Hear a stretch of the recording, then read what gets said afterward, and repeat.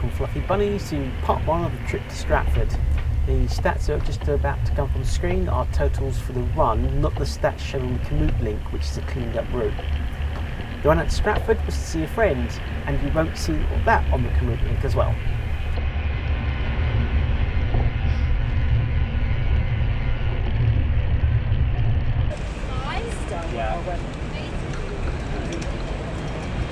Like with most of my runs into London, it goes down the paddling arm of the Grand Union Canal, which I've not included.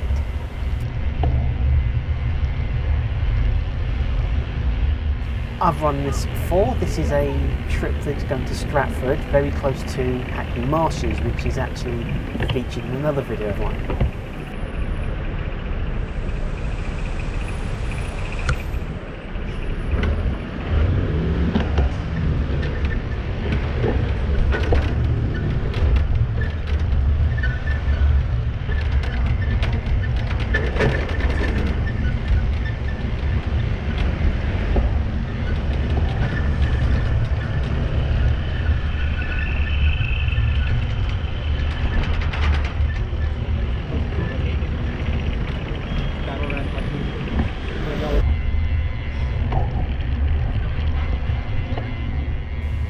This route that I'm taking is a well-trod route for me. I used to cycle to Liverpool Street and Old Street and areas all around there, including Clerkenwell. So didn't need to put this into my Google Maps. As you can see from here, we're actually heading towards Tottenham Court Road. We'll take a left here and then another right, and that will take us down to the bottom of Tottenham Court Road, which I'll just show in a second.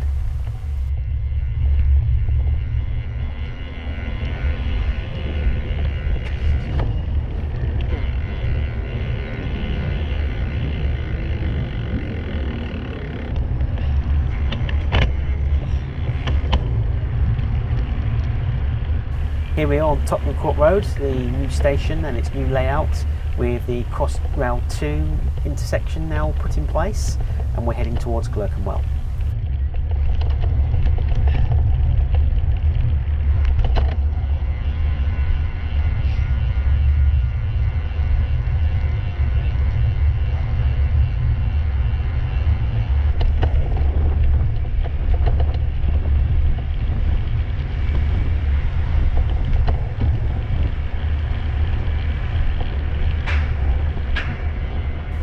Here we are coming towards Clerkenwell. This is the location for the First Wales Underground station. The Farringdon station further on, which I'll point out in another clip, is the original terminus of the world's first underground line, which opened in 1863.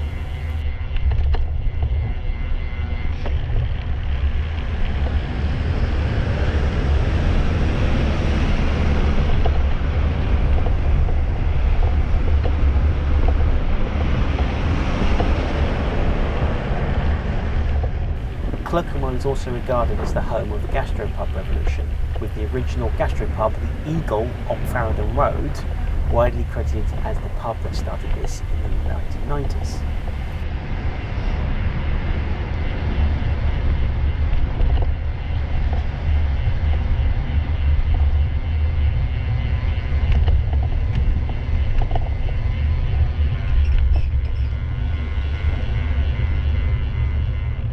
Here we are near Farringdon Station. This is the closest I get to the station, but this is the location.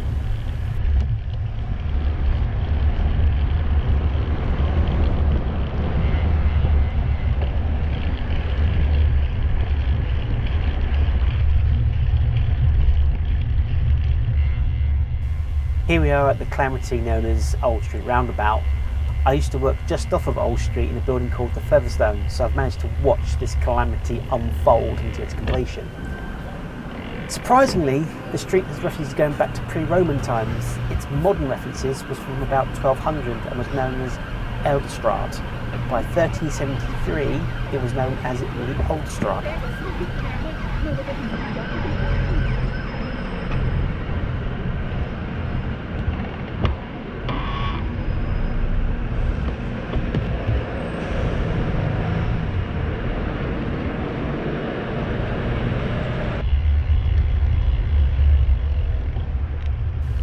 instead of hanging off the left, which we're doing now, and we'd gone down not this road but the one to the right of it, we would have hit the T building, which is in Shoreditch, or Liverpool Street in brackets.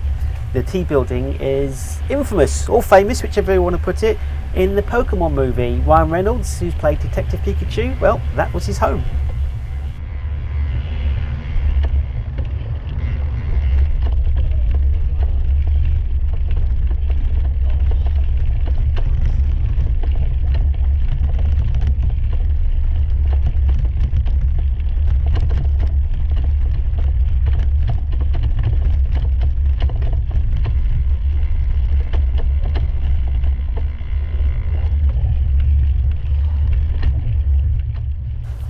Kind of vaguely where I know I'm going, but I've just noticed there's a right only turn there, and Google Maps let me go up the wrong way up a one-way street, which is kind of interesting.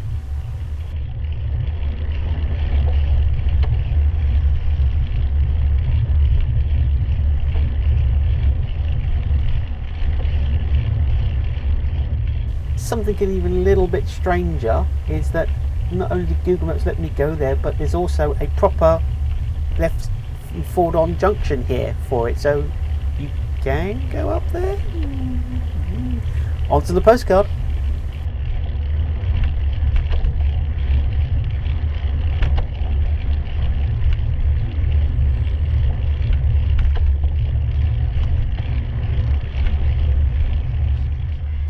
Welcome to Hoxton Street Market. This was established in 1687 and is the oldest street market in Hoxton. Originally, this was a 2-day trading event hub and was located in Hoxton Square. The market has endured a decline in the 1980s, but led by the council in 2010, it has been revitalised and has prospered and grown. The location you see today is actually Hoxton Street, not Hoxton Square.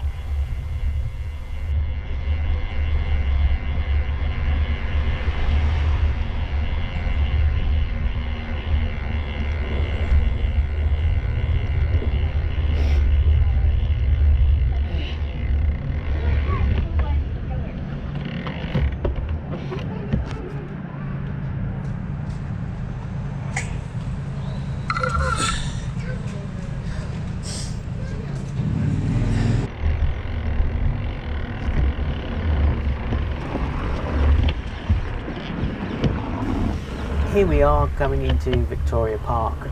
I've deleted a good 30 minutes of running, maybe even more, just because it's purely boring. It's literally just roads. At least now we're in Victoria Park, which is a much nicer and far more interesting section of video to go through.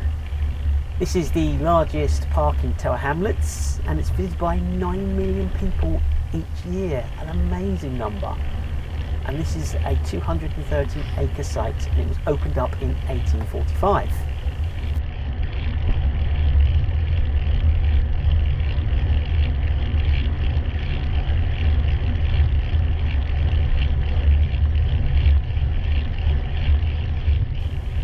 The site was opened after a mass petition to Queen Victoria.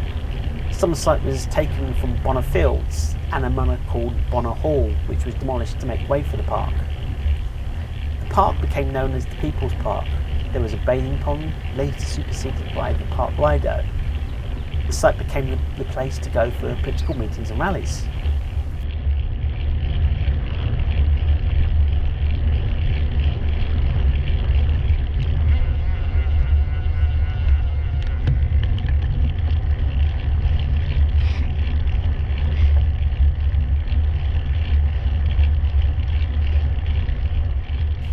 In more recent times, it's been used for open-air music festivals, often linked with political causes. It's still called the People's Park. The park has public toilets, 2 cafes, there's a weekly food market, 2 playgrounds and a skate park, as well as numerous monuments and tributes abound. £12 million was used in 2011 and 2012 to reinstate and repair heritage features.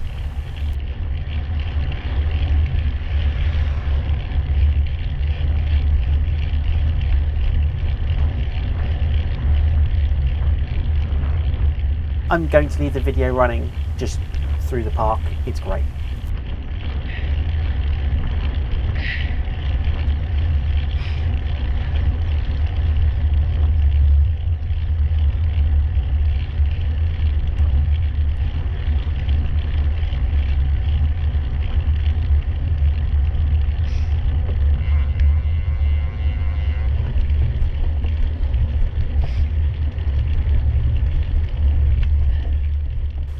This is Hertford Union Canal, or Duckett's Cut, and is just over a mile long.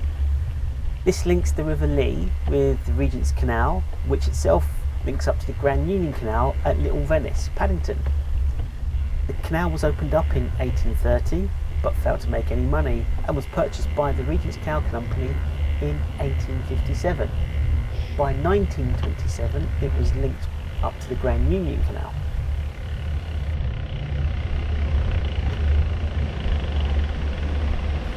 I'm going to leave this running. There's no commentary.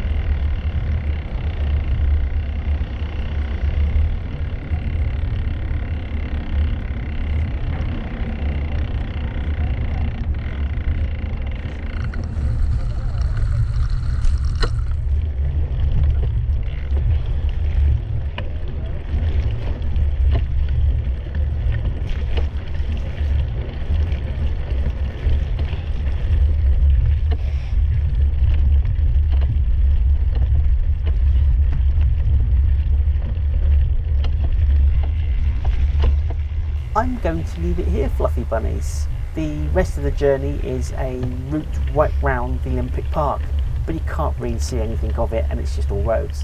So enjoy part 2 and I'll post it next week. Bye!